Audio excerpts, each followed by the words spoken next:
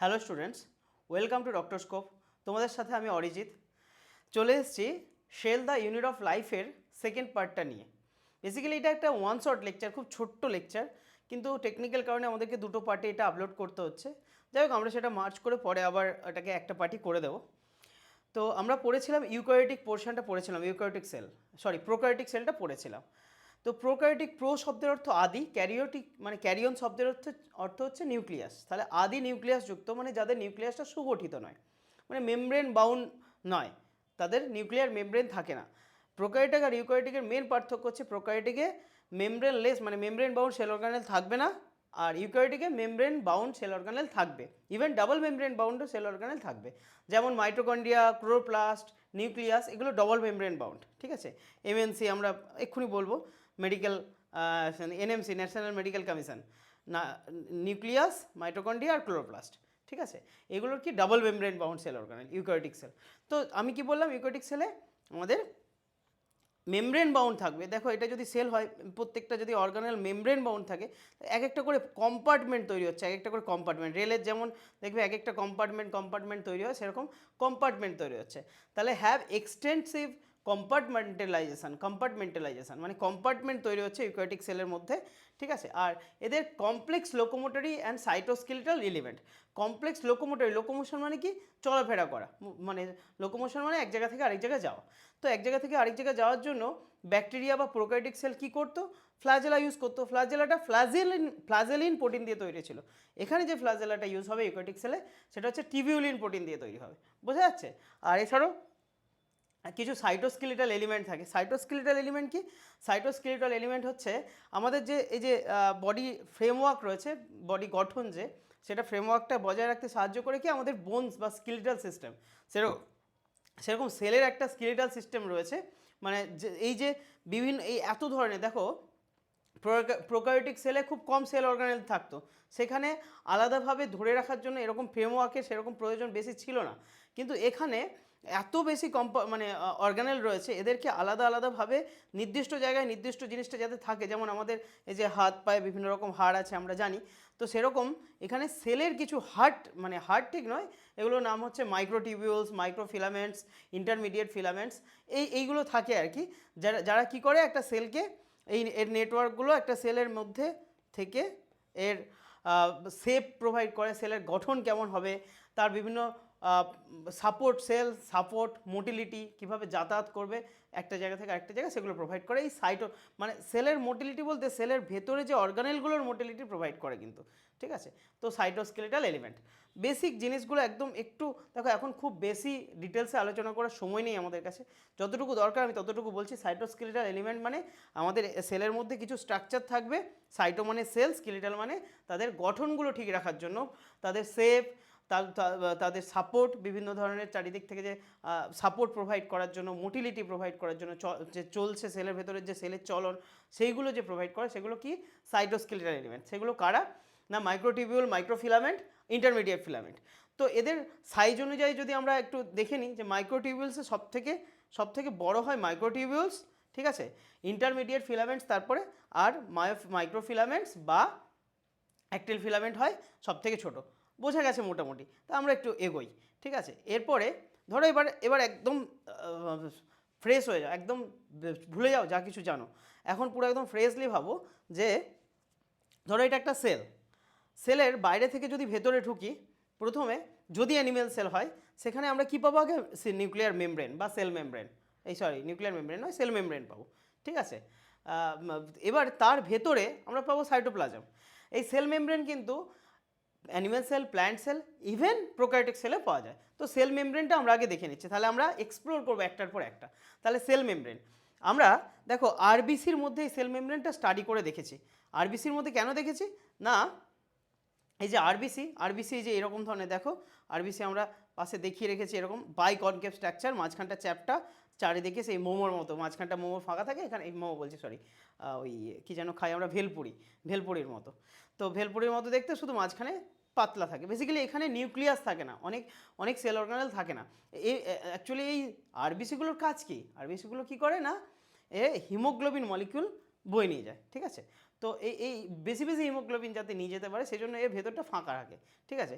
এই ফাঁকা থাকার জন্য এখানে গিয়ে কিন্তু এদের সেল মেমব্রেনের গঠন স্টাডি করতে সুবিধা হয়, এই জন্য আরবিসি আমরা নিয়েছি, ঠিক আছে। তো মেনলি এই আরবিসিটা আমরা যখন নিয়ে দেখতে পেয়েছি যে এই আরবিসির মধ্যে যে আমাদের সেল মেমব্রেনটা রয়েছে, সেল মেমব্রেনটা কী দিয়ে তৈরি, আমরা মেনলি দেখতে পেয়েছি প্রোটিন আর লিপিড দিয়ে তৈরি, ঠিক আছে, লিপিড আর প্রোটিন দিয়ে তৈরি, ঠিক আছে।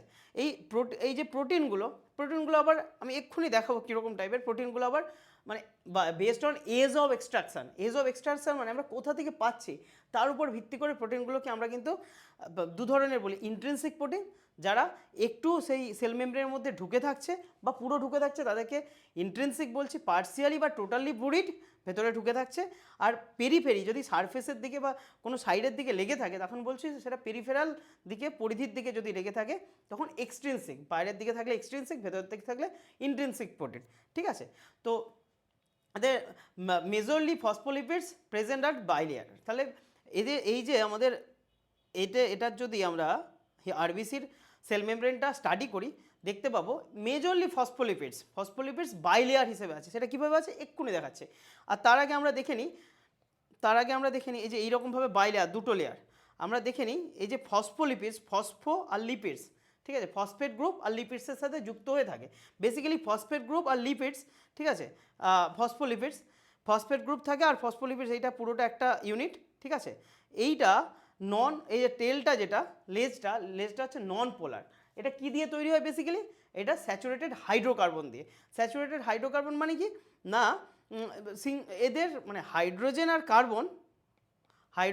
কার্বন যাদের মধ্যে ইলেকট্রোনেগেটিভিটির পার্থক্য খুব কম। হাইড্রোজেনের মোস্ট প্রবাবলি 2.1, কার্বনের 2.5, খুব কাছাকাছি। তো তাদের মধ্যে ইলেকট্রন পেয়ারটা কিন্তু সরে যাবে না কোনো দিকে, তারা পোলার হবে না, তারা নন পোলার মলিকুল হয়। তাদের ইলেকট্রন জোট দুটো সমান, হাইড্রোজেন আর কার্বন ইকুয়ালভাবে মানে শেয়ার করে ব্যবহার করে, দুজনের কারোর দিকে বেশি সরে থাকে না, সেই জন্য এটা নন পোলার। আর এটা পোলার হেড, দেখো এখানে মাইনাস আছে মানে ইলেকট্রন ওখানে বেশি আছে, তার ইলেকট্রন জোটটা ওইদিকে সরে থাকছে, ঠিক আছে। তো সেই জন্য এটা মাইনাস। যাই হোক, এই মানে পোলার নন পোলার এগুলো ফিজিক্স কেমিস্ট্রির কনসেপ্ট, আমি জাস্ট একটু বোঝানোর চেষ্টা করছি। তো পোলার হেডটা হাইড্রোফোবিক হবে কেন, হাইড্রো মানে জল, হাইড্রোফিলিক হবে। হাইড্রোফিলিক কেন হবে না, ডিজলভ আমরা জানি জলের মলিকুলে কি থাকে, হাইড্রোজেন H2 এরকম থাকে। তো এই যে তার মধ্যে হাইড্রোজেন এবং অক্সিজেনের ইলেকট্রোনেগেটিভিটি 3.5, হাইড্রোজেনের 2.1, তাহলে অনেক ইলেকট্রোনেগেটিভিটি ডিফারেন্স। অক্সিজেনের কাছে কিন্তু ইলেকট্রন জোটটা অক্সিজেনের দিকে সরে থাকে, সেই জন্য এটাও কিন্তু পোলার মলিকুল, মেরু মলিকুল, ঠিক আছে, মেরুকরণ আছে হয় আর কি, পোলার হেড, ঠিক আছে। এটা আমরা পোলার হেড বলছি, মেরু হেড, ঠিক আছে। আর জলও একটা পোলার মলিকুল, তাহলে এর নেগেটিভ আর হাইড্রোজেন পার্সিয়ালি পজিটিভ, এখানে এরকম অক্সিজেন, এখানে হাইড্রোজেন, এটা পার্সিয়ালি পজিটিভ, এটা পার্সিয়ালি নেগেটিভ হচ্ছে, তাহলে এখানে একটা বন্ড তৈরি করে থাকতে পারবে, ঠিক আছে। বেসিক্যালি তাহলে আমি এতক্ষণ ধরে এইটুকুই বোঝাতে চাইছি, পোলার হেড মানে কি হাইড্রোফিলিক হবে, জল আকর্ষী হবে। জল আকর্ষী কেন হবে না, জলের সাথে এটা একটা বন্ড তৈরি করতে পারছে। আর নন পোলার টেল যেটা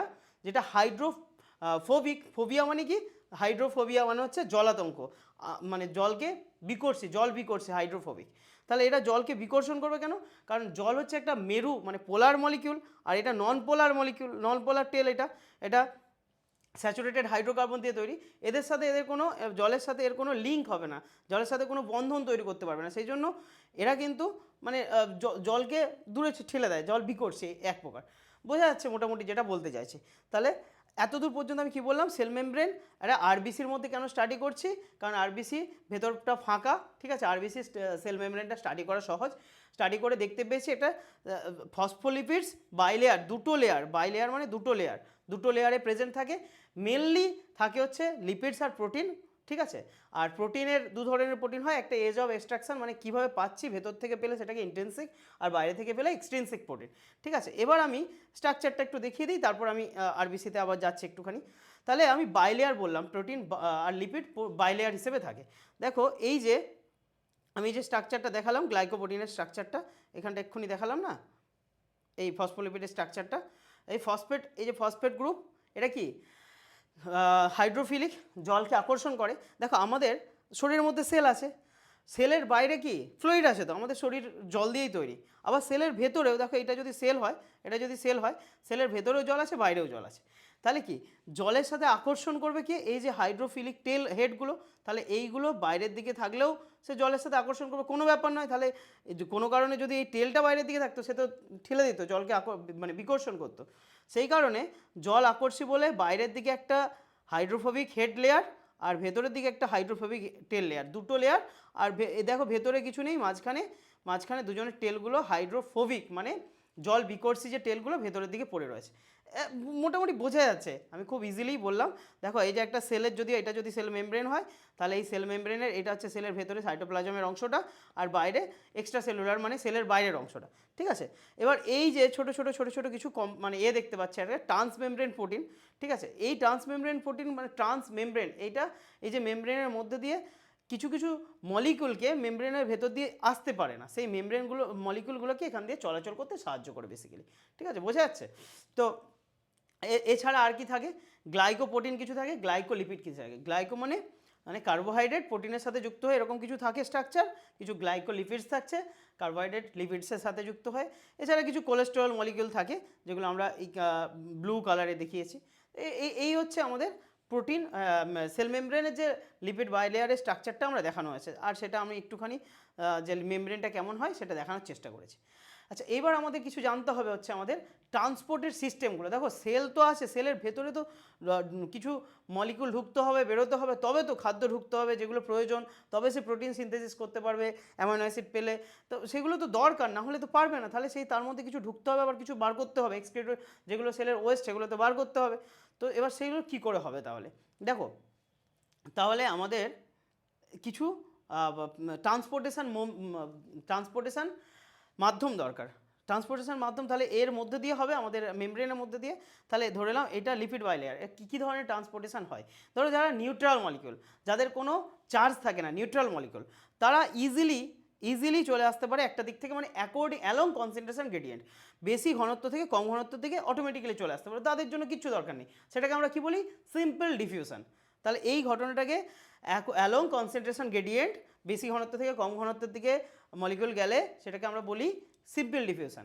এবারে ধরো কিছু কিছু মলিকিউল যারা পোলার মলিকিউল, যাদের মানে পোল আছে, পোলার মলিকিউল বুঝতেই পারছো, আমি আর ওই বারবার ধরে একই কথা বলছি না, পোলার মলিকিউল এতক্ষণ ধরে আলোচনা করলাম।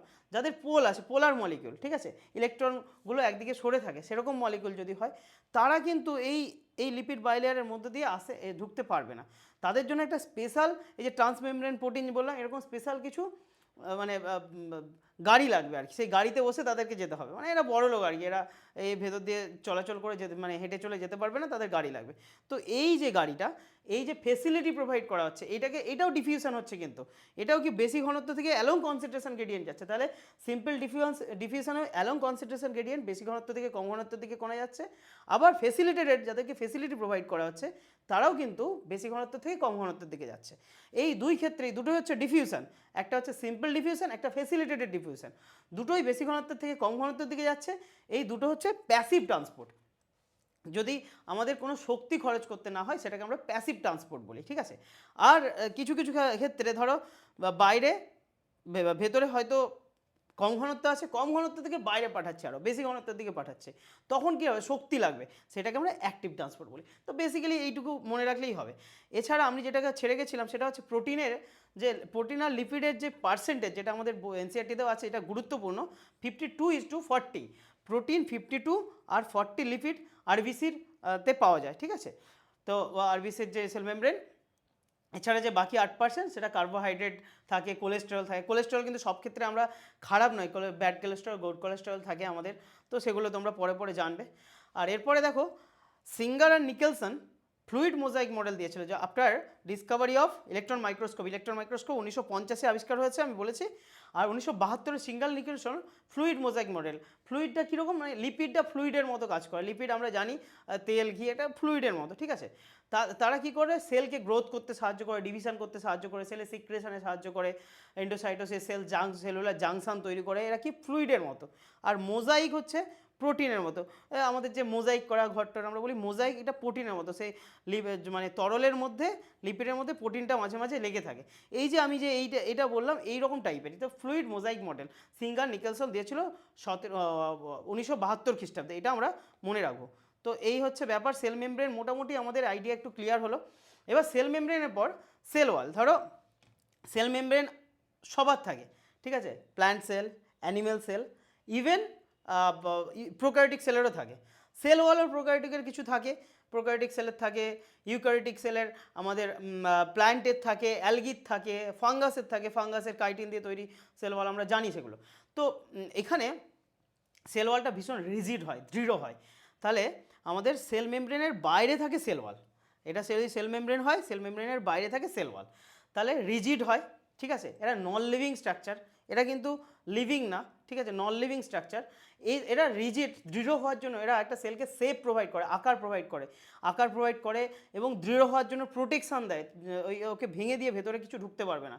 আর যেহেতু ওটা একটা দৃঢ় স্ট্রাকচার, এটা এর বাইরে তো আর কিছু নেই, এটা লাস্ট হচ্ছে সেল ওয়াল।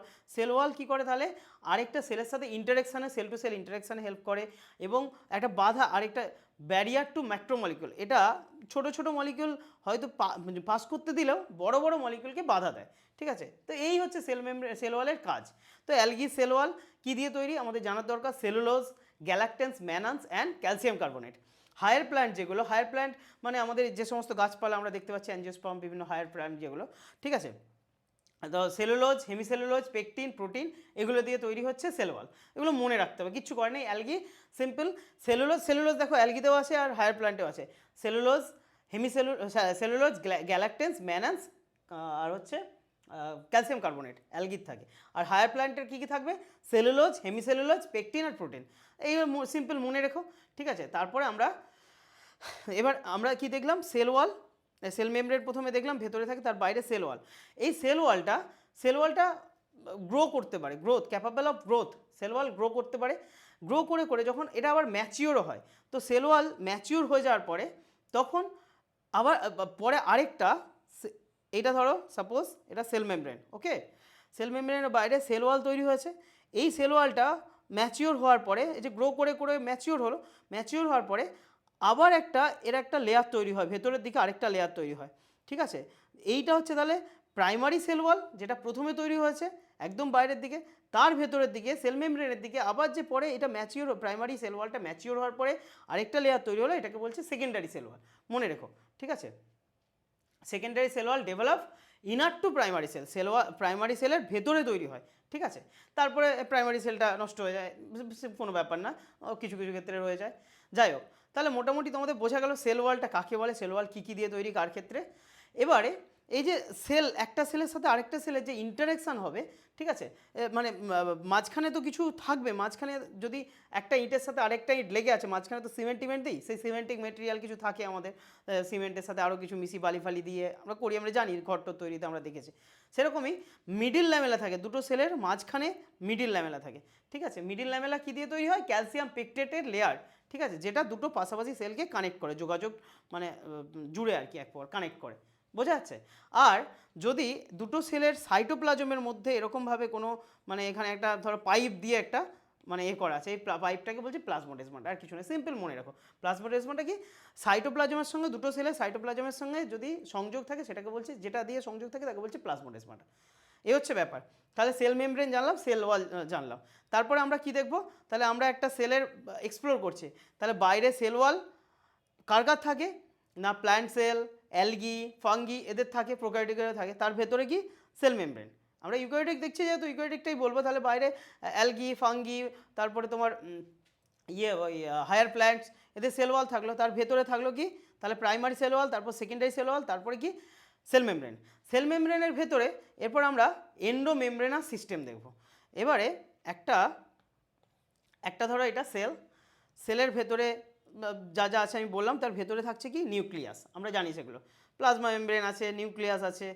এবার এরপরে এই নিউক্লিয়াসের সাইড থেকে কিছু এরকম স্ক্যাটার স্ট্রাকচার, ছড়িয়ে থাকা কিছু স্ট্রাকচার থাকে, তারপরে এর বাইরে থাকে তারপর এরকম স্ট্রাকচার, একটা ওয়াইফাইয়ের মতো দেখতে, তারপরে এখানে লাইসোজোম, ভ্যাকিউল, মানে এইটাকে বলছি এন্ডোপ্লাজমিক রেটিকুলাম, তারপরেরটাকে বলছি আমরা গলগি কমপ্লেক্স, তারপরে পরপর এই যে আমাদের লাইসোজোম আছে, ভ্যাকিউলস আছে, এই চারটে একসাথে কোঅর্ডিনেটলি কাজ করে, ফাংশন কোঅর্ডিনেটেড, ঠিক আছে, একসাথে মিলেমিশে কাজ করে, মানে কি একজন একটা কাজ করলো তার পরের কাজটা তার পরের জন করবে, এরকম হাতে হাত ধরে কাজ করে। ওই যে আমরা কখনো যদি আমি রাস্তায়, তোমরা যারা দেখেছো যখন বাড়ি ঠাড়ি তৈরি হয়, ইট নিয়ে যাচ্ছে, দেখতে বিভিন্ন মানুষ ইট নিয়ে যাচ্ছে, কিছুটা রাস্তা একজন ইট নিয়ে গেল, তার পরের রাস্তাটা আরেকজন গেল, মানে এইভাবে সেই এখান থেকে এতটা একজন গেল, ওখান থেকে আরেকটুখানি আরেকজন গেল, ওইটুকুটাই তার পেরিফেরি, মানে তার মানে যাওয়ার জায়গা আর কি, মানে যাই হোক, মানে ওই সবাই মিলে একসাথে কাজ করছে। এখানে এই চারটে endoplasmic reticulum, Golgi complex, lysosome আর ভ্যাকুয়াল, চারজন মিলে কাজ করছে। এই জন্য এগুলোকে এন্ডোমেমব্রেনাস সিস্টেম, এন্ডো মানে ভেতরে, মেমব্রেনের ভেতরে এই সিস্টেমটা একটা কোঅর্ডিনেটলি কাজ করছে বলে, একটা সিস্টেম হয়ে কাজ করছে বলে, এই জন্যকে এন্ডোমেমব্রেনাস সিস্টেম বলছে। তাহলে এন্ডোপ্লাজমিক রেটিকুলাম কি বললাম না, নেটওয়ার্ক অফ স্ক্যাটার টিউব, দেখো এটা নিউক্লিয়াসের সাইড থেকে এরকম টিউব বেরোচ্ছে, ঠিক আছে, এটাকে বলছি এন্ডোপ্লাজমিক রেটিকুলাম। এন্ডোপ্লাজমিক রেটিকুলাম দু ধরনের, একটা হচ্ছে যদি তার উপরে রাইবোজোম লেগে থাকে, রাইবোজোম লেগে থাকার মানে কি, রাইবোজোম প্রোটিন সিনথেসিসে হেল্প করে আমরা জানি, তাহলে রাইবোজোম লেগে থাকলে সেটা একটু রাফ দেখো একটুখানি অমসৃণ টাইপের দেখাচ্ছে, এই জন্য এটাকে রাফ এন্ডোপ্লাজমিক রেটিকুলাম বলি। এরা কি করে, প্রোটিন সিনথেসিসে হেল্প করে, প্রোটিন সিনথেসিস করে বেসিক্যালি, ঠিক আছে। আর এসিআর কি করে, স্টেরয়েড আর লিপিড সিনথেসিস করে, যেগুলো স্মুথ, যার মধ্যে কিছু, যার উপরে কিছু লেগে নেই, ঠিক আছে। তো ডিরেক্টলি কন্ট্যাক্ট থাকে আরিয়ার, যেখানে মোটামুটি এই এন্ডোপ্লাজমিক রেটিকুলামে যেখানে আমাদের প্রোটিন লেগে থাকবে সেটাকে আরিয়ার বলবো, যেখানে প্রোটিন লেগে থাকবে না সেটাকে এসিআর বলবো, ঠিক আছে। বেসিক্যালি ডিরেক্টলি কানেক্ট থাকে নিউক্লিয়াসের সাথে, কার না, নিউক্লিয়ার এনভলভের সাথে আরিয়ার, ঠিক আছে। তাহলে আমরা এখানে নিউক্লিয়াসের পরে আমাদের আরিয়ার, এসিআর এসব দেখলাম, তারপরে যে থাকবে হচ্ছে গলগি কমপ্লেক্স। তাহলে গলগি কমপ্লেক্স, ঠিক আছে, ডিসকভার করেছিল কি, ক্যামিলো গ্যালগি। এই যে গলগি কমপ্লেক্স নামটা পড়েছে ক্যামিলো গলগি স্যারের নাম অনুসারে, ঠিক আছে, ক্যামিলো গলগি 1898 সালে, ঠিক আছে। এইগুলো বিভিন্ন সেলে বিভিন্ন মানে আলাদা আলাদা নাম্বার থাকে, যার যেরকম কাজ, অ্যাকচুয়ালি এর কাজটা এক্ষুনি বলছি। তাহলে এটা কীরকম দেখতে, দেখো চ্যাপ্টা এবং ডিস্কের মতো, ঠিক আছে। এই যে এক একটা সিস্টার্নি, এগুলো সিস্টার্নি, দৈর্ঘ্য 0.5 থেকে 1 মাইক্রোমিটার, আর এরা কনসেন্ট্রিক্যালি অ্যারেঞ্জ থাকে, ঠিক আছে। এখানে যদি নিউক্লিয়াস থাকে কনসেন্ট্রিক্যালি, মানে কি না, এটা একটা সেন্টার যদি হয়, দেখো এই মানে যদি এরকমভাবে আমি সেন্টারের বাইরে অনেকগুলো সার্কেল ড্র করি, দেখো এইটুকু থেকে এইটুকু যদি কেটে নিই, বাকি এইগুলো বাদ দিই, দেখো এই যে সেন্টারের বাইরে এরকমটা কনসেন্ট্রিক্যালি, এটা ওয়াইফাইয়ের মতো সিগন্যাল, এটা কনসেন্ট্রিক্যালি অ্যারেঞ্জ থাকে। এই শব্দগুলো কিন্তু এনসিইআরটির ভাষা খুব ভালো করে কিন্তু তোমরা মনে রাখো, ঠিক আছে। আচ্ছা, এই দিক থেকে তাহলে এখানে নিউক্লিয়াসের পরে এন্ডোপ্লাজমিক রেটিকুলাম, রাফ আর স্মুথ হতে পারে। তারপরে থাকছে কি না, গলগি কমপ্লেক্স। এর গলগি কমপ্লেক্স এই দিকে মানে আমাদের যে এন্ডোপ্লাজমিক রেটিকুলামে কী তৈরি হলো, প্রোটিন তৈরি হলো বা লিপিড তৈরি হলো, সেইগুলো এর ভেতর দিয়ে আসবে। তাহলে প্রথমে শুরু হচ্ছে এই দিক দিয়ে, এইটাকে সিস ফেজ বলছি বা কনভেক্স, বা এই যে কনভেক্স বা ফর্মিং ফেজ বলছি, তৈরি হচ্ছে, এখানে দিকে ঢুকবে, ঠিক আছে। ওই যে কি হচ্ছে, ওই যে আমাদের প্রোটিন, লিপিড এগুলো ঢুকবে এটা দিয়ে, আর এর ভেতরে কি হবে, গ্লাইকোসাইলেশন, ঠিক আছে। গ্লাইকোসাইলেশন মানে প্রোটিনের সাথে আমাদের বিভিন্ন ধরনের সুগার মানে কার্বোহাইড্রেট যুক্ত হবে আর কি। এবার সে কী ধরনের প্রোটিন কোথায় কাজ করবে তার উপর ভিত্তি করে কিন্তু সেই প্যাকেজিংটা হবে। এই তাহলে গলগি কমপ্লেক্সের কাজটা কি, do packaging of and glycosylation, package করে, মানে ওই যে রেস্টুরেন্টে ফুড অর্ডার করছি, ফুডটা তৈরি করছে কি, কুক তৈরি করার পর দিয়ে দিচ্ছে আরেকজন, সেটাকে প্যাক করছে, সে এখানে ফুডটা তৈরি করছে কি এন্ডোপ্লাজমিক রেটিকুলাম। আর গলগি কমপ্লেক্স কী করছে, এটা প্যাকেজিং করছে, প্যাকেট করছে, তার সাথে খুব সুন্দর মানে ডেকোরেশন করছে, সেই ডেকোরেশনটাই ধরে নাও গ্লাইকোসাইলেশন মানে কি, বিভিন্ন ধরনের সুগার মলিকুল অ্যাড করা, মানে কার্বোহাইড্রেট মলিকুল অ্যাড করা, যে কাজ করবে, যেরকম প্রোটিন তৈরি হবে, যেরকম লিপিড তৈরি হবে, সেই রকম ধরনের প্রোটিন মানে কার্বোহাইড্রেট যোগ হবে। তো যোগ করে এর মেন কাজ হচ্ছে তাহলে প্যাকেজিং আর গ্লাইকোসাইলেশন, ঠিক আছে, লিপিডস আর প্রোটিন। এখানে যে এন্ডোপ্লাজমিক রেটিকুলামে যে লিপিড আর প্রোটিন তৈরি হলো তাকে প্যাকেজ করবে আর গ্লাইকোসাইলেশন করবে। গ্লাইকোসাইলেশন মানে কি, বারবার ধরে বলছি, গ্লাইকোসাইলেশন মানে হচ্ছে কার্বোহাইড্রেট যোগ করা এখানে, ঠিক আছে। এর মধ্যে তাহলে এটা সিস ফেজ, এইদিকে যেদিকে শুরু হচ্ছে সেটা সিস, কনভেক্স বা ফর্মিং ফেজ, আর এখানে প্যাকেজিং হয়ে যখন বেরোচ্ছে এখান দিয়ে, এটাকে বলছে ট্রান্স ফেজ, কনকেভ ফেজ বা ম্যাচিউরিং ফেজ, ঠিক আছে। ছবির দিকে বেশি লক্ষ্য করে লাভ নেই, ও ছবি এঁকেছি নিজের মতো করে, তোমরা বুঝে নাও, ঠিক আছে। তাহলে এন্ডোমেমব্রেনাস সিস্টেমে প্রথমে আমরা দেখলাম কি এন্ডোপ্লাজমিক রেটিকুলাম, তারপরে দেখলাম কি গলগি কমপ্লেক্স, তারপরে লাইসোসোম, এরপরে লাস্ট হচ্ছে ভ্যাকুয়াল। তাহলে ওই লাইসোসোম কোথা থেকে তৈরি হয়? লাইসোসোম তৈরি হয় গলগি কমপ্লেক্স থেকে, ঠিক আছে। এটা একটা unit membrane, single membranous structure. সব এতক্ষণ ধরে যা দেখলাম সবাই কিন্তু একটা মেমব্রেন থাকে, single membranous structure, unit membrane, ঠিক আছে। আর ধরো লাইসোসোমের মধ্যে অনেক হাইড্রোলাইটিক এনজাইম থাকে, হাইড্রোলাইটিক এনজাইম থাকে, ওই যে ওখানে কিছু হাইড্রোলাইটিক এনজাইম যেমন প্রোটিনকে ভাঙতে প্রোটিয়েজ, বিভিন্ন ধরনের যে এনজাইমগুলো থাকে সেগুলো ওখানে থাকে।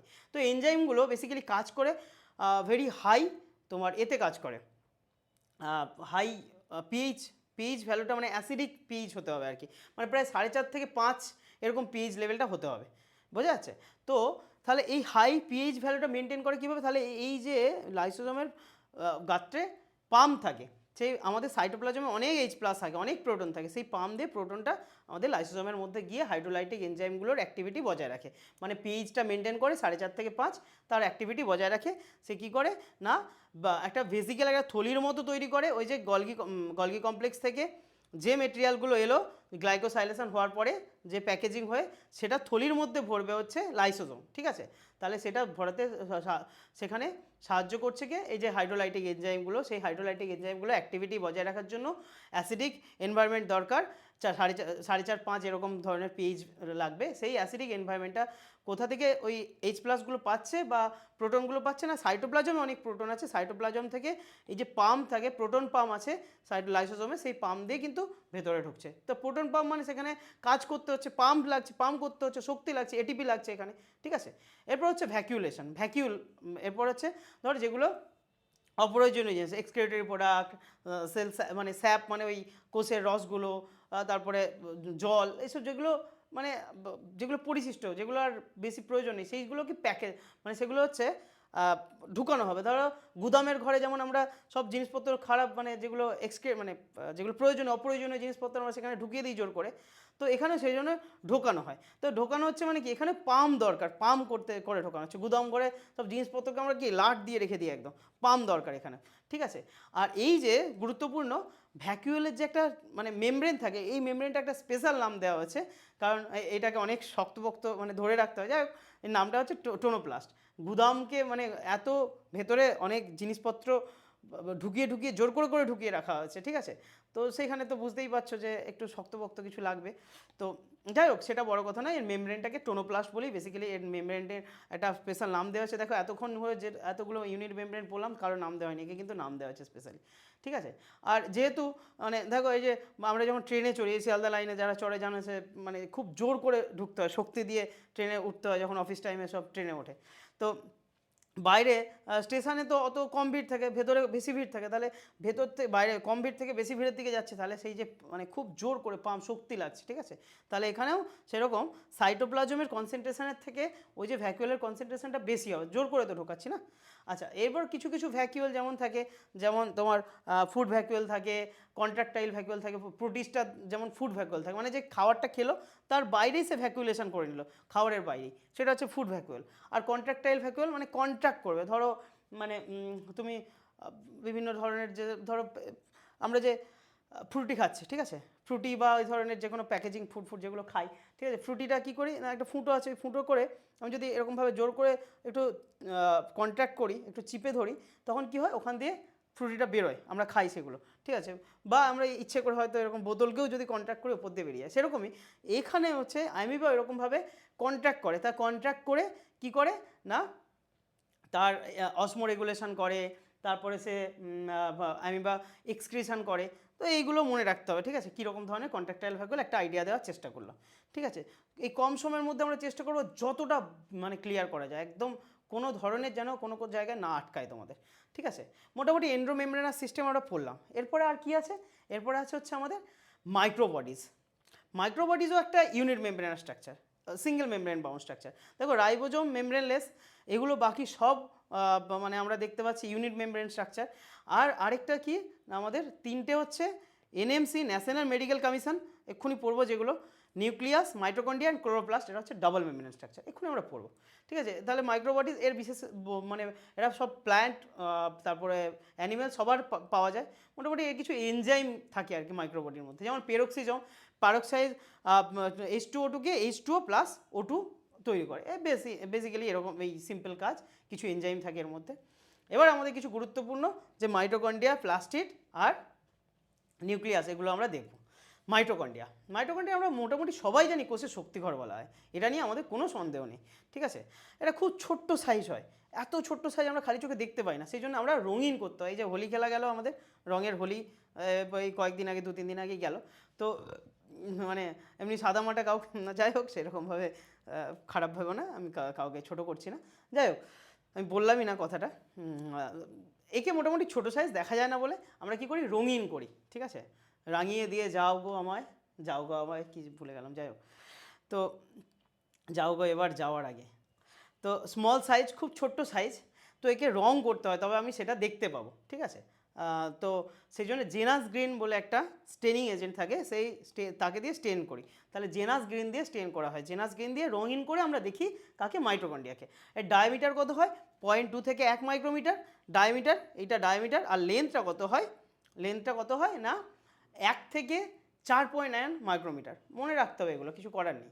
আচ্ছা, এবার আমরা একটু ডিটেলস দেখে নিই। ঠিক আছে, এই যে ডবল মেমব্রেন বাউন্ড স্ট্রাকচার, এটা বাইরে একটা মেমব্রেন, ভেতরে মেমব্রেন। দেখো ভেতরে মেমব্রেনের ইনফোল্ডিং আছে, এই ইনফোল্ডিংগুলোকে আমরা ক্রিস্টি বলছি, ক্রিস্টি বা ক্রিস্টা। ঠিক আছে, তো এগুলো বলছি। আর তার মাঝখানে যে স্পেসটা থাকে তাকে ইন্টার মেমব্রেনাস স্পেস বলি, দুটো মেমব্রেনের মাঝখানে স্পেস। এটা হচ্ছে আউটার মাইটোকন্ড্রিয়াল মেমব্রেন, ইনার মানে আউটার মেমব্রেন অফ মাইটোকন্ড্রিয়া বা ইনার মেমব্রেন অফ মাইটোকন্ড্রিয়া, এটা এগুলো কোনো ব্যাপার না, বেসিক জিনিস। ঠিক আছে, এর ভেতরে হোমোজেনাস মিক্সচার থাকে। ঠিক আছে, এখানে আমাদের DNA, RNA protein, DNA, RNA আর হচ্ছে তোমার রাইবোজোম থাকে। রাইবোজোমটা 70S প্রকৃতির, ঠিক আছে, 70S প্রকৃতির। তো এই যে মাইটোকন্ড্রিয়ার, এদের নিজেদের ডিএনএ আছে, আরএনএ আছে, প্রোটিন আছে, রাইবোজোম আছে। বেসিক্যালি এরা নিজের সব মেশিনারিগুলো আছে নিজেকে মানে প্রতিলিপি তৈরির জন্য। তো এদের কিছুটা স্বাধীন এক ক্ষমতা আছে নিজের প্রতিলিপি নিজে তৈরি করার জন্য। কিন্তু এখনও পর্যন্ত অনেক প্রোটিনের উপর অনেক কিছুর উপর ডিপেন্ড করে থাকতে হয় কি, সেলের নিউক্লিয়াসের উপর। সেই জন্য এরা কিন্তু পুরোপুরি স্বাধীন নয়, এরা সেমি অটোনোমাস সেল অর্গানাইজ। সেই জন্য ঠিক আছে, এরা অটোনোমাস মানে কিছুটা ক্ষেত্রে স্বাধীন, কিন্তু নিজেরা প্রতিলিপি তৈরি করতে পারে। এদের সব মেশিনারি রয়েছে, এদের own DNA, RNA, protein, ribosome সব রয়েছে, মোটামুটি প্রতিলিপি তৈরি করতে পারে। কিন্তু অনেক কিছুর জন্য, অনেক প্রোটিনের জন্য তাদেরকে নিউক্লিয়াসের উপর ডিপেন্ড করে থাকতে হয় কোষের। সেই জন্য তারা semi autonomous, semi autonomous, semi মানে অর্ধ। ঠিক আছে, তো এই যে আমাদের ইনার মেমব্রেন অফ মাইটোকন্ড্রিয়া আর আউটার মেমব্রেন অফ মাইটোকন্ড্রিয়া, এদের কিছু স্পেসিফিক এনজাইম রয়েছে শুদ্ধ। ঠিক আছে, সেটা আমাদের মনে রাখতে হবে। এই মাইটোকন্ড্রিয়াগুলো কোন কোষে আছে, সেই কোষ কী ধরনের কাজ করছে। ধরো আমি এত কথা বলছি, তো কথা বলে প্রচুর পরিমাণে কাজ তো হচ্ছে, তাহলে এই ভোকাল কর্ড যে সেখানে যে সেল আছে, তাহলে সেখানে বেশি মাইটোকন্ড্রিয়া লাগবে, শক্তি লাগছে আমাদের। মানে এইরকম যে কাজ করবে সেই কাজের উপর ভিত্তি করে মাইটোকন্ড্রিয়া কিন্তু বিভিন্ন নাম্বারের হতে পারে। এরপর প্লাস্টিড। ঠিক আছে, বেসিক জিনিসগুলো বলছি, তোমরা কিন্তু এনসিইআরটি একবার রিড করো, তোমরা সব বুঝতে পারো। যদি না বুঝতে পারো প্লিজ কমেন্ট করো, বা আমাদের নাম্বারও আছে, তোমরা হোয়াটসঅ্যাপ করতে পারো, আমাদের টিম তোমাদেরকে, বা আমরা চেষ্টা করব যখন সময় পাবো আমিও সেটা রিপ্লাই করার এবং তোমাদের ডাউট ক্লিয়ার করার। অবশ্যই তোমরা কমেন্ট করো যেগুলো প্রয়োজন হবে। আর অবশ্যই যদি ভালো লাগে শেয়ার লাইক করো, কারণ একটা লেকচার রেডি করতে আমাদের কম বেশি 8-10-12 ঘন্টা 15 ঘন্টা খাটতে হয়, মানে তারপরে লেকচারটা রেডি করতে পারি। অনেক কনসাইজ করতে হয়, অনেক নিজেকে প্রিপেয়ার করতে হয় যে এত বড় জিনিসকে এত ছোটোভাবে আমি বলবো কীভাবে। অনেক কিছু করার পর অনেক বই টই দেখা, তারপর রেডি হয়। যাই হোক, এই এফোর্ট যদি তোমাদের মনে হয় যে তোমরা একটুখানি অ্যাপ্রিসিয়েট করতে পারো, আমাদেরকে শেয়ার করে, একটু লাইক সাবস্ক্রাইব করে আমাদের নতুন চ্যানেল আমাদের গ্রো করতে সাহায্য করবে এতে। যাই হোক, থ্যাংক ইউ অ্যাডভান্স। চলো আমরা তাহলে মাইটোকন্ড্রিয়া পড়ছিলাম। এবার প্লাস্টিড বা আমরা সাধারণ ভাষায় ক্লোরোপ্লাস্ট বলি। বেসিক্যালি প্লাস্টিডের 3টে ভাগ আছে, ক্লোরোপ্লাস্ট, ক্রোমোপ্লাস্ট, লিউকোপ্লাস্ট। তাহলে প্লাস্টিড কোথায় থাকে? মাইটোকন্ড্রিয়া আমরা দেখলাম, মাইটোকন্ড্রিয়া প্রায় সব জায়গাতেই থাকে। ঠিক আছে, তো কোষের শক্তিঘর বলা হয়। আর প্লাস্টিড কোথায় থাকে? প্লাস্টিড থাকে হচ্ছে প্ল্যান্টস অ্যান্ড ইউগ্লিনাতে। ঠিক আছে, প্ল্যান্টস আর ইউগ্লিনাতে থাকে হচ্ছে প্লাস্টিড। ইউগ্লিনা কি না, প্ল্যান্টস আর অ্যানিমেলের যে কানেক্টিং লিঙ্ক তাকে বলা হয়, মানে এটা কানেক্টিং লিঙ্ক কেন বলে, প্ল্যান্ট স্বভোজী আর আমরা অ্যানিমেল পরভোজী আমরা জানি, এটা মানে হেটারোট্রপস আমরা জানি সেগুলো। তো এরা মিক্সোস্ট্রফ টাইপের, মানে যখন সূর্যের আলো পাবে তখন এরা সালোক সংশ্লেষ করবে, আবার যখন সূর্যের আলো থাকবে না তখন এরা হেটারোট্রপিক নিউক্লিয়াস হেটারোট্রপিক নিউট্রিশন করে। তো এরাকে কানেক্টিং লিঙ্ক সংযোগ বলা হয় প্ল্যান্ট আর অ্যানিমেলের মাঝখানে। ঠিক আছে, প্ল্যান্ট থেকে অ্যানিমেল যখন এই মানে ইভলিউশন হয়েছে, এরা তখন কোথাও এসছে এরকম টাইপের ধরে নিতে পারো, কানেক্টিং লিঙ্ক বলা হয়। ঠিক আছে, তো এরা মাইটোকন্ড্রিয়ার থেকে অনেক বড়। মাইটোকন্ড্রিয়ার থেকে লেন্থ হচ্ছে এদের 5 থেকে 10 মাইক্রোমিটার, আর উইডথ হচ্ছে 2 থেকে 4 মাইক্রোমিটার। ঠিক আছে, তো এরা অনেকটা বড়। তো প্লাস্টিড, তাহলে একে রঙিন করার দরকার পড়বে না। প্লাস্টিড 3 ধরনের, ক্লোরোপ্লাস্ট, ক্রোমোপ্লাস্ট, লিউকোপ্লাস্ট। তাহলে ক্লোরোপ্লাস্ট কী কী থাকে? ক্লোরোপ্লাস্টে পিগমেন্ট থাকে হচ্ছে ক্লোরোফিল আর ক্যারোটিনয়েডস। ঠিক আছে, ক্লোরোপ্লাস্ট বিভিন্ন সেলে বিভিন্ন নাম্বার থাকতে পারে, যে সেলের যে কাজ সেই অনুযায়ী। ঠিক আছে, একটা ক্লামাইডোমোনাসে থাকে 20 থেকে 40টা মেসোবিল, পাতার মেসোবিল সেলে থাকে, পাতার মধ্যে যে মেসোবিল কলা আছে তার মধ্যে থাকে 20 থেকে 40টা। ঠিক আছে, তো এগুলো সব তোমরা ক্লিয়ার হবে আস্তে আস্তে করে, একদম চাপ নেওয়ার দরকার নেই। যদি মেসোবিল নাও জানো তো পাতার মধ্যে থাকে এইটুকু জেনে নাও মেসোবিল কলা, পরে আমরা কিন্তু ক্লিয়ার করবো এই জিনিসগুলো। ঠিক আছে, তারপর ক্রোমোপ্লাস্ট, ক্রোমো শব্দের অর্থ রং, ক্যারোটিনয়েডস থাকে। যাই হোক, তো লিউকোপ্লাস্ট কালারলেস, এর কোনো কালার থাকে না। লিউকোপ্লাস্ট বেসিক্যালি স্টোরেজ মেটেরিয়াল হিসেবে মানে স্টোর করে বেসিক্যালি লিউকোপ্লাস্ট। ঠিক আছে, সেই কী স্টোর করে তার উপরে ভিত্তি করে নাম আছে আর কি। যেমন প্রোটিন যদি স্টোর করে সে তাকে আমরা বলবো অ্যালিউরোপ্লাস্ট, যদি স্টার স্টোর করে তাকে বলবো অ্যামাইলোপ্লাস্ট, আর যদি এলাইওপ্লাস্ট বলবো যদি অয়েল বা ফ্যাট স্টোর করে। ঠিক আছে, তাহলে অয়েল দেখো এখানে IOL, ঠিক আছে, মানে OIL তিনটেই আছে, এলআইও অয়েল ফ্যাট, অয়েল মানে ফ্যাট আমরা মোটামুটি জানি। Amylo starch, aleuroprotein. ঠিক আছে, অ্যালিউরোপ্লাস্ট প্রোটিন, অ্যামাইলোপ্লাস্ট স্টার্চ, আর এলাইওপ্লাস্ট অয়েল বা ফ্যাট। ঠিক আছে, আচ্ছা এবার আমরা একটু বেসিক স্ট্রাকচারটা দেখে নিই, বাকি তো তোমাদের সব কিছু আছেই, বইতে তোমরা দেখতেই পাবে। তো এখানে যে এক একটা এই যে কয়েনের মতো এক একটা আছে, এই কয়েনগুলোকে বলি থাইলাকয়েড, আর অনেকগুলো কয়েন যদি পরপর রাখি একে বলি গ্রানা। ঠিক আছে, এছাড়া এদের এই outer membrane of chloroplast, inner membrane of chloroplast, তার ভেতরে স্ট্রোমা থাকে। ঠিক আছে, আর এখানে আমাদের কি বলে এরও সেম মাইটোকন্ড্রিয়ার মতোই। ঠিক আছে, এদের DNA, RNA, প্রোটিন এগুলো থাকে, এগুলো হচ্ছে সেমি অটোনোমাস, সেই জন্য মানে এদেরও ক্ষমতা থাকে, এদেরও যে মেশিনারি আছে ক্ষমতা থাকে নিজেকে প্রতিলিপি তৈরি করার মতো। ঠিক আছে, তো এরা কিন্তু সেজন্য সেই মাইটোকন্ড্রিয়ার মতো সেমি অটোনোমাস সেল অর্গানেল, মানে কিছু কিছু ক্ষেত্রে আবার এরা মানে মনে করা হয় যে এরা একটা সময় ইন্ডিপেন্ডেন্ট থেকে ছিল, ব্যাকটেরিয়া ছিল, মানে এরকম মানে একটা প্রোকারিওটিক সেল ছিল, সেখান থেকে সেলের মধ্যে ঢুকে গেছে। যাই হোক, সেগুলো মজা করে বলতেই পারো তুমি। যাই হোক, এর অনেক কিছু হিস্ট্রি রয়েছে, সেগুলো দিয়ে বেশি মাথা ঘামিয়ে লাভ নেই। তো এখন আমাদের খুব যতটুকু জানতে হবে ততটুকুই মানে জানা উচিত। এই মুহূর্তে NCERT ছাড়া আমাদের একদম বেশি যাওয়া উচিত নয়, আমাদের থামতে শিখতে হবে কোথাও না কোথাও। তাহলে আমাদের এই যে মানে আমাদের প্লাস্টিডের মধ্যে তাদের DNA, RNA, প্রোটিন সব রয়েছে, এদের মেশিনারি রয়েছে, রাইবোজোম রয়েছে 70S টাইপের, এরাও কিন্তু প্রতিলিপি তৈরি করতে পারে। এরাও কিছুটা স্বাধীন, আবার ওই নিউক্লিয়াসের উপর কিছু কিছু জিনিসের জন্য ডিপেন্ড করে থাকতে হয়, সেই জন্য এদেরকেও সেমি অটোনোমাস সেল অর্গানেল বলা হয়। ঠিক আছে, আর ইনার মেমব্রেন অফ মাইটোকন্ড্রিয়ার যে ইনার মেমব্রেন আর ক্লোরোপ্লাস্টের যে ইনার মেমব্রেন, তার সবথেকে বেশি পারমিয়েবল থাকে কিন্তু মাইটোকন্ড্রিয়ার inner membrane of mitochondria is more permeable. মানে পারমিয়েবল মানে হচ্ছে তার ভেদ্য, মানে তার থেকে কিছু জিনিস ঢুকতে বেরোতে পারবে আর কি, পারমিয়েবল টু ইনার মাইটোকন্ড্রিয়ার ইনার মেমব্রেন অফ ক্লোরোপ্লাস্ট। তাহলে ক্লোরোপ্লাস্টের থেকে মাইটোকন্ড্রিয়ার ইনার মেমব্রেনের ভেদ্যতা বেশি, ব্যাস, মানে ঢুকতে বেরোতে পারবে বিভিন্ন মেটেরিয়ালস বেশি। ঠিক আছে, মোটামুটি বেসিক জিনিসগুলো আশা করছি ক্লিয়ার হচ্ছে। ঠিক আছে, প্রবলেম হলে তোমরা কিন্তু, আমি বারবার ধরে বলছি, কাইন্ডলি তোমরা প্লিজ কমেন্ট সেকশানে লিখবে, যেখানে যে অংশে প্রবলেম হয় আমরা চাই সেগুলো নেক্সটে আমরা যাতে সেগুলো কভার করে যেতে পারি, তোমাদের কোনো অংশে অসুবিধা হয় আমরা সেটা চাইবো না। যাই হোক, এরপর হচ্ছে সিলিয়া আর ফ্ল্যাজেলা হচ্ছে না, এটা হচ্ছে মোটিলিটির জন্য দায়ী। সিলিয়া অনেক থাকে সংখ্যায়, সিলিয়া ছোটো ছোটো অনেক থাকে। ঠিক আছে, সিলিয়া খুব ছোট হয়, ওর মানে হচ্ছে তোমার দাঁড় হয় না, তোমার নৌকো কেউ দেখেছো, নৌকো এরকম মাঝি নৌকো এরকম দাঁড় বেয়ে নৌকোকে চালায়, সেটাকে বলছে দাঁড়, একে বল ওর। ঠিক আছে, তো অনেক সংখ্যায় থাকে, ছোট ছোট হয়, এরা ওরের মতো, নৌকোর দাঁড়ের মতো কাজ করে, ঠিক আছে। তো আর ফ্ল্যাজেলা হচ্ছে লার্জ, বড় হয়, ঠিক আছে, বড় হয়, খুব কম সংখ্যা হয়, এরা সব মোটিলিটিতে হেল্প করে, ঠিক আছে। তো এর স্ট্রাকচারটা কীরকম হবে, সিলিয়া আর ফ্ল্যাজেলার বোথ স্ট্রাকচার কিন্তু কাছাকাছি একই, ঠিক আছে। এরকম ধরো আমি যদি এটা একটা সিলিয়া হয় সাপোজ, এটা একটা সিলিয়া হয়, ঠিক আছে, বা ফ্ল্যাজেলা হয় সাপোজ, তো আমি একে যদি এখান থেকে কাটি বা এই যে কাটছি, কাটার পরে যদি আমি এর মুখটাকে এই যে ট্রান্সভার্স সেকশন, এটা অ্যাকচুয়ালি যদি দেখে দেখতে পাবো কি না, এরকম এরকম ডাবলেট পাবো, এগুলো ডাবলেট পাবো 9টা, মাইক্রোটিউবুল ডাবলেট বলি এগুলোকে, ঠিক আছে, মাইক্রোটিউবুল দিয়ে তৈরি, ঠিক আছে। সেই বলছিলাম মাইক্রোটিউবুল, তারপরে তোমার মাইক্রোফিলামেন্ট, ঠিক আছে। তো এই যে এগুলো সব লোকোমোটরি স্ট্রাকচার। তো এটা হচ্ছে কি 9টা ডাবলেট থাকবে, মাইক্রোটিউবুল ডাবলেট, ঠিক আছে। আর তার মাঝখানে 9টার যেগুলোকে যোগ করছে সেগুলোকে লিঙ্ক, কানেক্টিং লিঙ্ক, ঠিক আছে। তাহলে এটাকে ইন্টার ডাবলেট লিঙ্ক বলা হয়, দুটো ডাবলেটের মাঝখানে লিঙ্ক, ইন্টার ডাবলেট লিঙ্ক। এগুলো কী দিয়ে তৈরি, নেক্সিন প্রোটিন দিয়ে তৈরি, নেক্সন নয়, নেক্সন গাড়ি টাটার সেটা আলাদা জিনিস, নেক্সিন প্রোটিন দিয়ে তৈরি, ঠিক আছে।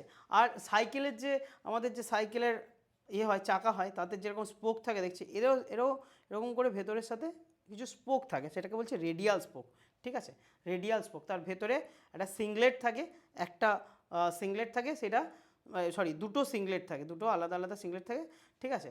আর ভেতরে আমরা এটাকে বলি সেন্ট্রাল সেদ, ঠিক আছে।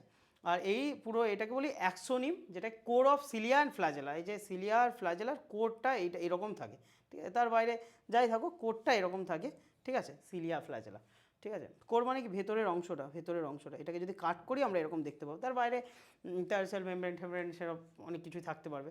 এই মেমব্রেন তো আমরা দেখিয়ে দিয়েছি, কোরটা এটা, ঠিক আছে। তো এরপর হচ্ছে সেন্ট্রিওল আর সেন্ট্রোজোম, এই দুটো ভীষণ কনফিউশনিং লোকের কাছে, ঠিক আছে, মানুষজন প্রচুর কনফিউশনে পড়ে যায়, সেন্ট্রিওল কাকে বলে, সেন্ট্রোজোম কাকে বলে। আজকের থেকে আর কনফিউশনে পড়বে না, একটুখানি ডিটেলসে দেখে নাও। দেখো এই এক একটা যখন আমি দেখবো, এই এক একটাকে বলছি সেন্ট্রিওল, ঠিক আছে। এই দুটো যখন একসাথে এরকম 90 ডিগ্রিতে অ্যারেঞ্জমেন্টে অবস্থান করবে, তাকে দুটোকে একসাথে পুরো একসাথে বলছে এগুলোকে সেন্ট্রোজোম, ঠিক আছে। এই এক একটা সেন্ট্রিওল, দুটো সেন্ট্রোজোম 90 ডিগ্রি কোণে অবস্থান করলে। তাহলে এটা কি হচ্ছে না, এখানে পেরিসেন্ট্রিওল স্পেস আছে, সেন্ট্রিওল ট্রান্সভার্স সেকশন করলে আমরা দেখতে পাবো কি, এটা একটা কার্ট হুইল, গরুর গাড়ির যে চাকা হয় তার মতো দেখতে লাগে, ঠিক আছে। এরকম 3টে করে ওখানে ডাবলেট ছিল, এখানে তাহলে ট্রিপলেট আছে হচ্ছে, ঠিক আছে। তো মাইক্রোটিউবুল ট্রিপলেট, ঠিক আছে। এখানে দেখো 9টা, 1 2 3 4 5 6 7 8 9টা, ঠিক আছে, 9টা ট্রিপলেট। আর অবশ্যই এখানেও একটা লিঙ্ক থাকবে, ঠিক আছে, ইন্টারট্রিপলেট লিঙ্ক। তারপরে যে স্পোক আছে তাকে রেডিয়াল, এই যে ইন্টারট্রিপলেট ব্রিজ বা লিঙ্ক বলতে পারি, ঠিক আছে। তারপরে এখানে রেডিয়াল স্পোক 9টা, আর মাঝখানে থাকে হাব, ঠিক আছে, মাঝখানে হাব থাকে, যেটা প্রক্সিমাল প্রোটিনেসিয়াস হাব বলি এটাকে, এখানে প্রক্সিমাল প্রোটিনেসিয়াস হাব থাকে। দেখো আমাদের সিলিয়া ফ্ল্যাজেলাটে তাহলে এই যে অ্যারেঞ্জমেন্টটাকে আমরা বলি 9+2 অ্যারেঞ্জমেন্ট বলা হয় সিলিয়া ফ্ল্যাজেলা, মনে রাখো এগুলো কিন্তু খুব ইম্পর্টেন্ট। আর এখানে সেন্ট্রোজোম বা সেন্ট্রিওল বা সেন্ট্রিওল আর সেন্ট্রোমিয়ারের 9টা আছে ট্রিপলেট প্লাস 0, মাঝখানে কিন্তু শূন্য হাব আছে, শুধু প্রোটিনেসিয়াস একটা হাব আছে। তো এটাকে 9+0 অ্যারেঞ্জমেন্ট বলি। এটা কার্টওয়েল স্ট্রাকচার কার হয়, সেন্ট্রিওল বা সেন্ট্রোজোমের, সেন্ট্রিওল অ্যান্ড সেন্ট্রোজোমের। আর সিলিয়া ফ্ল্যাজেলার হয় হচ্ছে তোমার 9+2 অ্যারেঞ্জমেন্ট, ঠিক আছে, মনে রাখতে হবে এটা, ঠিক আছে। এই যে এইখান থেকে যদি আমি কেটে দিই, কেটে এখান থেকে দেখি ট্রান্সভার্স সেকশন, তবে আমি এরকম দেখতে পাবো, বোঝা যাচ্ছে মোটামুটি। এবার আমরা সবথেকে গুরুত্বপূর্ণ সেল অর্গানেল নিউক্লিয়াস, ঠিক আছে, নিউক্লিয়াস যেটাকে ব্রেন অফ সেল বলি আমরা, ব্রেন অফ দ্য সেল, ঠিক আছে। এরও নাম্বার ভ্যারি করে, বিভিন্ন সেলের মানে বিভিন্ন হয় আর কি, মাল্টি নিউক্লিয়াস সেল হয়, সিনসাইটিয়াম, যাই হোক সেগুলো সিঙ্গেল নিউক্লিয়াস থাকে, যাই হোক। তারপরে নিউক্লিয়াসবিহীন তো আমি জানলাম আরবিসি আছে, সব কিছুই হয়, যাই হোক। নিউক্লিয়াস অনেক ভ্যারি করে সেলের, বিভিন্ন সেলের উপর মানে বিভিন্ন রকম নিউক্লিয়াস হয়। আর নিউক্লিয়াসের মধ্যে থাকে ক্রোমাটিন তন্তু, ঠিক আছে, ক্রোমাটিন তন্তু, যেটা নিউক্লিয় প্রোটিনের মধ্যে নিউক্লিয় মানে কি, নিউক্লিক অ্যাসিড, যেটা ডিএনএ আরএনএ, আর প্রোটিন কিছু হিস্টোন প্রোটিন, নন হিস্টোন ক্রোমোজোমাল প্রোটিন, আর অন্য কিছু প্রোটিন দিয়ে কিন্তু এই নিউক্লিয় প্রোটিন তৈরি, যেই নিউক্লিয় প্রোটিনটা কিন্তু ক্রোমাটিন তন্তু তৈরি করে, ঠিক আছে। সেগুলো আমরা একটু দেখি, ঠিক আছে। ধরো এই যে নিউক্লিয়াস আমি বলছিলাম, NMC national medical commission, nucleus, mitochondria, plastid, দেখো এদের ডাবল মেমব্রেন স্ট্রাকচার, এই যে এটা ডাবল মেমব্রেন স্ট্রাকচার, ঠিক আছে, কিন্তু মাঝখানে মাঝখানে দেখো ছিদ্র টাইপের আছে, ঠিক আছে, ছিদ্র টাইপের আছে, এটা এইগুলোকে বলছে কি নিউক্লিয়ার পোর, ঠিক আছে। Due to fusion of outer and কিছু কিছু জায়গায় outer and inner membrane fusion হয়ে গেছে, যোগ হয়ে গেছে, সেই জন্য পোর তৈরি হয়ে গেছে, ছিদ্র তৈরি হয়ে গেছে। ওই ছিদ্র দিয়ে কিন্তু বেসিক্যালি আমাদের এখান থেকে ডিএনএ থেকে যে এমআরএনএ তৈরি হয় আমরা জানি, ডিএনএ থেকে এমআরএনএ তৈরিকে কী বলে, ট্রান্সক্রিপশন। সেই ট্রান্সক্রিপশন হওয়ার পরে এমআরএনএটা এই পোর্ট দিয়েই আমাদের কিন্তু সাইটোপ্লাজমে বেরিয়ে এসে প্রোটিন সিনথেসিস করে। আবার ধরো কিছু প্রোটিন আমাদের কাজে লাগবে, এখানে আমাদের নিউক্লিয়াসের প্রোটিন কিছু কাজে লাগবে কাজ করার জন্য, সেই প্রোটিন আবার এই পোর্ট দিয়েই কিন্তু ভেতরে ঢুকবে, বোঝা যাচ্ছে? তাহলে বাইরে একটা আউটার এনভেলপ, আউটার পর্দা, আর ভেতরে একটা ইনার এনভেলপ মানে ওই বাইরের যে আবরণী, যাই হোক। আর ভেতরে যে অংশটা আছে এটাকে পেরিনিউক্লিয়ার স্পেস বলি, সেটা প্রায় 10 থেকে 50 ন্যানোমিটার হয়, কতটা বড় বুঝতে পারছো, ঠিক আছে। আর এর ভেতরে আমরা দেখতে পাচ্ছি এইটা হচ্ছে ক্রোমাটিন তন্তু, ঠিক আছে, এটা হচ্ছে ক্রোমাটিন তন্তু, ঠিক আছে। এই ক্রোমাটিন, ঠিক আছে, ইন্টারফেস যখন হয় আমাদের সেল ডিভিশনের সময়, ইন্টারফেস, তারপর তো সব প্রোফেজ, মেটাফেজ, অ্যানাফেজ, টেলোফেজ, এগুলো তো আমরা সব জানি জিনিসগুলো। তো যখন ইন্টারফেজ হয়, যখন ডিভাইড করেনি নিউক্লিয়াসটা, নন ডিভাইডিং নিউক্লিয়াস, তখন কিন্তু ডিএনএ কন্টেন্টটা এরকম ছড়িয়ে ছিটিয়ে থাকে, এক্সটেন্ডেড থাকে, ঠিক আছে। তখন ওই প্যাক্ট থাকে না, ওয়েল প্যাক্ট হয় না, তখন এরকম ক্রোমাটিন তন্তু এরকমভাবে থাকে। যখন ইন্টারফেস, যখন মানে একটা ডিভিশনের পর আরেকটা ডিভিশনের মাঝখানে, দুটো ডিভিশনের মাঝখানে ইন্টারফেস, ঠিক আছে। তো নন ডিভাইডিং নিউক্লিয়াস তখন ডিভাইড করছে না, নর্মাল আছে, এটা থাকছে। তো মনে রাখো। আচ্ছা, আরেকটা জিনিস এখানে গুরুত্বপূর্ণ, আর কি থাকে, নিউক্লিওলাস। নিউক্লিওলাস কি না, one or more dense spherical membraneless structure. এর কোনো দেখো নিউক্লিয়াস ডাবল মেমব্রেন বাউন্ড, কিন্তু নিউক্লিওলাস তার কোনো মেমব্রেন থাকবে না, সেটা খুব ঘন একটা গোল মতো স্ট্রাকচার, ঠিক আছে, সেটাকে আমরা নিউক্লিয়াস বলছি। এটা কিন্তু নিউক্লিওলাস, ঠিক আছে, নিউক্লিয়াস নয়, নিউক্লিওলাস,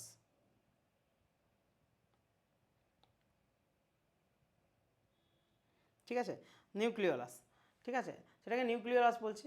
এই নিউক্লিওলাসের ভিতরে কি থাকে না, আরআরএনএ থাকে, এটাকে আরআরএনএ ফ্যাক্টরি বলি আমরা ওই জন্য। আরআরএনএ কি, আর যদি আরআরএনএ কি করতে সাহায্য করে, প্রোটিন তৈরি করতে সাহায্য করে। আরআরএনএ যদি বেশি থাকে তাহলে রাইবোজোম বেশি থাকবে, রাইবোজোম বেশি থাকলে সেখানে প্রোটিন বেশি তৈরি হবে, ঠিক আছে। তাহলে এইগুলোও ভ্যারি করে, এই যে নিউক্লিওলাস একটা থাকবে কি কটা থাকবে সেটা ভ্যারি করবে, কত প্রোটিন তৈরি করতে হবে সেই সেলকে সেই অনুযায়ী, ঠিক আছে। তো মোটামুটি বোঝা যাচ্ছে যে ওভারঅল যেটা বলতে চাইছি তোমরা আশা করছি বুঝতে পারছো এখান থেকে। আচ্ছা, এরপর হচ্ছে যে আমাদের যে, তাহলে এটা ক্রোমাটিন ফাইবার বললাম, যখন ইন্টারফেস দশায় থাকবে, সেল ডিভাইড করবে না, তখন এরকম হয়। আর তারপরে এই ক্রোমাটিন তন্তুটা যখন কনডেন্স ফর্মে প্যাকেজ হয়ে যাবে, মানে এই যে বড় একটা সুতোর আমরা দেখেছি হয়তো, সুতোটা গুটানো থাকে যে লাটিমের মধ্যে, ঘুড়ি যখন ওড়াই, তখন অনেক এখান থেকে মানে 50 কিলোমিটার সুতো এইটুকু লাটিমের মধ্যে তুমি পাক দিয়ে গুড়িয়ে রেখে দিতে পারো।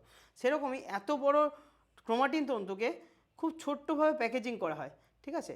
এখানে অ্যাসিডিক ডিএনএর সাথে মানে বেসিক প্রোটিন, ওই যে হিস্টোন প্রোটিন, নন হিস্টোন প্রোটিন, কিছু প্রোটিনগুলো যুক্ত হয়ে একসাথে র্যাপিং করে তারা ক্রোমোজোম তৈরি করে। এগুলো সব আমরা ওই জেনেটিক্সে পড়বো, তোমাদের চাপ নেওয়ার এখন দরকার নেই, ঠিক আছে।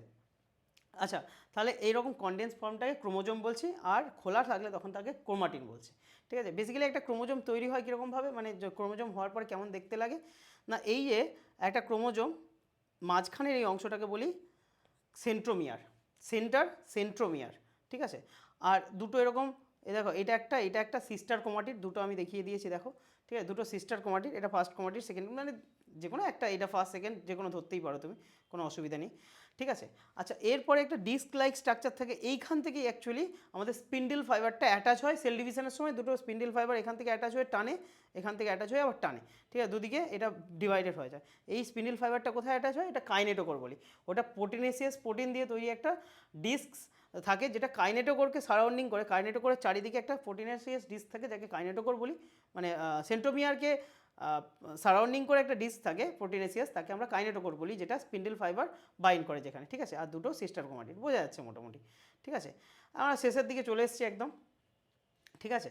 আচ্ছা, এবারে আমরা যদি এইখান থেকে শুরু করি, একদিক থেকে যাই, এই যে এখানে ফার্স্ট যে কনস্ট্রিকশন, যে সরু মতো অংশটা পাচ্ছি, অংশটা পাচ্ছি, ফার্স্ট কনস্ট্রিকশনটাকে আমরা বলছি সেন্ট্রোমিয়ার। এরপর যখন কিছু কিছু ক্রোমোজোমের ক্ষেত্রে আবার আরেকটা কনস্ট্রিকশন পাই এখানে, সেটাকে বলছি সেকেন্ডারি কনস্ট্রিকশন। এই সেকেন্ডারি কনস্ট্রিকশন, এটাকে বলছি এটা প্রাইমারি কনস্ট্রিকশন, তাহলে সেন্ট্রোমিয়ার সেকেন্ডারি কনস্ট্রিকশন যখন হচ্ছে সেটাকে আমরা স্যাটেলাইট বলি, ঠিক আছে, মনে রাখতে হবে স্যাটেলাইট বা স্যাট, ঠিক আছে। এটা খুব ছোট্ট হয়, ঠিক আছে, আর ছোট্ট হওয়ার কারণে এটা কিন্তু স্টেনিং হয় না, রং করা যায় না, নন স্টেনিং রিজিয়ন বলি, ঠিক আছে। এটা কিছু কিছু ক্রোমোজোমের ক্ষেত্রে এই সেকেন্ডারি কনস্ট্রিকশনটা হয়, ঠিক আছে, সেকেন্ডারি কনস্ট্রিকশন এবং স্যাটেলাইট তৈরি হয়, ঠিক আছে। আর এই সেকেন্ডারি কনস্ট্রিকশন হওয়ার ফলে যে স্যাটেলাইটটা তৈরি হয় তাকে আমরা স্যাট ক্রোমোজোম, মানে যে সেকেন্ডারি কনস্ট্রিকশন যে ক্রোমোজোম তৈরি হয় তাকে স্যাট ক্রোমোজোম বলি, ঠিক আছে। তা ইট কনস্ট্যান্ট রিপিটিভ সিকোয়েন্স, মানে এখানে কিন্তু অ্যাডিনিন আর থাইমিন, এখানে অ্যাডিনিন থাইমিনের মানে প্রচুর পরিমাণে অ্যাডিনিন থাইমিন এরকম রিপিটিভ সিকোয়েন্স থাকে, ঠিক আছে, বোঝা যাচ্ছে নিশ্চয়ই। এবার বিভিন্ন ধরনের যে ক্রোমোজোম, টাইপস অফ ক্রোমোজোম তোমরা সবাই জানো, এখানেও লেখা আছে, তোমরা নিজেরাও জানো, ঠিক আছে। যদি এরকম আমি একটা মাঝখান দিয়ে দাগ টেনেছি দেখো সেন্টার বরাবর, যদি এরকম সেন্টার দিয়ে যায় মানে ওপর নিচে সমান থাকে, ঠিক আছে, এটাকে বলছি মেটাসেন্ট্রিক ক্রোমোজোম, ঠিক আছে, মেটাসেন্ট্রিক, ঠিক আছে, সেন্ট্রোমিয়ার অ্যাট সেন্টার। আর যদি একটু সেন্টারটা একদিকে সরে থাকে, একদিকে ছোট একদিকে, মানে খুব ছোট নয়, মোটামুটি একটু ছোট আর একটু বড়, মানে জাস্ট যে সেন্টার পয়েন্টের ওপরে যদি থাকে, একটু ছোট একটু বড় যদি হয়, সাব মেটাসেন্ট্রিক। আর এদিকে খুব ছোট, তো আমরা সেটাকে পি আর্ম বলি, ছোট আমকে পি আর্ম বলি, বড় আমকে কিউ আর্ম বলি, ঠিক আছে। তো এরকম যদি দেখায়, দেখো এখানে কিন্তু আমরা দেখিয়ে দিয়েছি যে সেন্টার থেকে কতটা দূরে সরে আছে সেন্ট্রোমিয়ারটা, সেটাকে বলছি অ্যাক্রোসেন্ট্রিক। তাহলে এটা মেটাসেন্ট্রিক, এটা সাব মেটাসেন্ট্রিক, ঠিক আছে। সেন্ট্রোমিয়ার অ্যাওয়ে ফ্রম সেন্টার, একটু সেন্টার থেকে দূরে থাকবে। আর এটা হচ্ছে sub terminal chromosome, sub terminal centromere. Acrocentric হচ্ছে একদম ছোট ছোট দুটো, একদিকে আর একদিকে লম্বা লম্বা, ঠিক আছে, দুটো যে সিস্টার ক্রোমাটিডের একদিকে ছোট একদিকে লম্বা, ঠিক আছে। তো শর্ট আর্ম বলছি যেটা, সেটাকে পি বলি আমরা, পি আর্ম, আর লং আর্মকে কিউ আর্ম। এটাকে অ্যাক্রোসেন্ট্রিক বলি, এটাকে সাব টার্মিনাল, টার্মিনাল মানে প্রান্তিক, এটা যেমন প্রান্তিক, এটা টার্মিনাল সেন্ট্রোমিয়ার, ঠিক আছে, এটাকে সাব টার্মিনাল, টার্মিনালের কাছাকাছি, ঠিক আছে। এই টার্মিনাল যেটা, এটা হয় টেলোসেন্ট্রিক, মানে টেলে একদম শুধু লেজের মতো পড়ে আছে, টেলোসেন্ট্রিক। যেটা একটুখানি লং আর্ম, মানে অনেক লং আর এক ছোটো শর্ট আর্ম আছে, সেটাকে আমরা বলছি সাব অ্যাক্রোসেন্ট্রিক। আর যেটা হচ্ছে একদম মাঝামাঝি সেটা হচ্ছে মেটাসেন্ট্রিক, আর মাঝামাঝির থেকে একটু দূরে হলে সেটা হচ্ছে সাব মেটাসেন্ট্রিক। তো মনে থাকবে তোমাদের। যাই হোক, আমরা মোটামুটি চ্যাপ্টার শেষ করলাম, তোমরা আশা করছি সব কিছু বুঝতে পারছো। দেখো এটা একটা প্রোক্যারিওটিক সেল, তার স্ট্রাকচার নিয়েছি, একটা প্লান্ট সেলের স্ট্রাকচার, এগুলো সব তোমাদেরকে বলেছি কী কী থাকে না থাকে, ঠিক আছে। এরপর হচ্ছে এটা অ্যানিম্যাল সেলের স্ট্রাকচার। দেখো আমি আরেকবার শুধু মানে তোমাদেরকে বলে দিই, আমাদের যদি একটা সেল নিই, আমি আজকে যেটা করলাম সেল, তাহলে সেল মেমব্রেন থেকে ভেতরে এই দেখো এটা হচ্ছে নিউক্লিয়াসের চারদিকে দেখো এগুলো হচ্ছে এন্ডোপ্লাজমিক রেটিকুলামের পরে আমাদের গলগি কমপ্লেক্সের পরে এরপরে আমাদের লাইসোজোম ভ্যাকিউল, তারপরে আমাদের বিভিন্ন ধরনের মাইক্রোবডি স্টোরেজগুলো থাকবে, তারপরে আমাদের এরকম মাইটোকন্ড্রিয়া, প্লাস্টিড, তোমার সেলে তোমার প্লাস্টিড থাকে হচ্ছে তোমার প্ল্যান্ট, আর সেলে থাকে।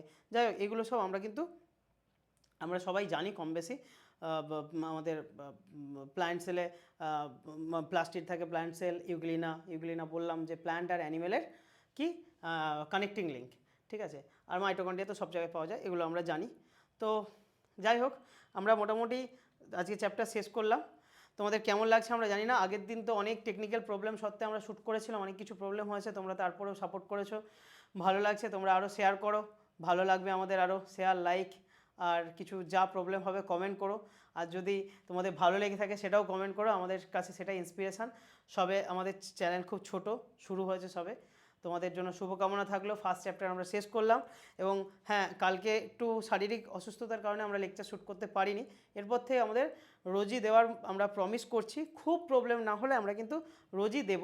তো আগামীকাল যেমন আমাদের structural organisation in animal, most probably ওই চ্যাপ্টারটাই রয়েছে, স্ট্রাকচারাল অর্গানাইজেশন ইন অ্যানিমেল, হ্যাঁ। তো ওই চ্যাপ্টারটা আমরা ওইটা 3টে পার্টে হবে বেসিক্যালি, ঠিক আছে। প্রথমে অ্যানিম্যাল টিস্যু সেটা করব, তারপরে আমাদের ফ্রগ আর ককরোচ দুটো রয়েছে, তো সেগুলো আমরা আরও দুটো আলাদা আলাদা ছোটো ছোটো লেকচারই করবো একদম, কারণ ওটা একটু বড় চ্যাপ্টার। তো মেবি যদি কালকে সম্ভব হয় কালকে শ্যুট করবো, নাহলে আমরা কিন্তু ওটা পরপর শ্যুট করে দিয়ে দেবো, তোমাদের চিন্তা করার দরকার নেই। মানে তোমাদের উইদিন 10th এপ্রিল সমস্ত লেকচার এসে যাবে, এটা প্রমিস করছি, যদি খুব কোনো সমস্যা না হয়। তো আশা করছি তোমাদের ভরসা আমরা রাখতে পারবো। খুব ভালো থেকো। আর আমাদের আবারও বলছি, যারা তোমরা তোমাদের বোন ভাই বোন রয়েছে যারা আমাদের ক্লাস করতে ইচ্ছুক, আমাদের পড়ানো ভালো লাগছে, তারা কিন্তু কাইন্ডলি আমাদের যে সেন্টারগুলো রয়েছে ব্যারাকপুর, বেলঘড়িয়া, খড়দা, গড়িয়া, কোলাঘাট, পাঁশকুড়া, বালিচক, গৌড়া, ঘাটাল, ঠিক আছে, মেদিনীপুরে ওগুলো রয়েছে। তো এই সমস্ত জায়গাগুলো আমাদের সেন্টার রয়েছে, তোমরা কিন্তু জয়েন করতে পারো। আমাদের মুড তোমরা বুঝতেই পারছো, এটা খুব ওয়ান শটে করানো হচ্ছে, সেই জন্য খুব ফাস্ট ফরওয়ার্ড বলতে হচ্ছে। এটাই কিন্তু অনেক ভালো, আরও মানে যখন অনেকগুলো লেকচার নেওয়া হবে তখন কিন্তু এটা খুব ভালোভাবে আরও পড়ানো হবে, আরও মানে ডিসকাশন খুব ভালো হবে। তো তোমরা একটু কাইন্ডলি রেকমেন্ড করো, আমাদের সুবিধা হবে, আমাদের এটা নতুন উদ্যোগ তোমাদের জন্য। তোমরা খুব ভালো থেকো, all the best, take care, bye, good night.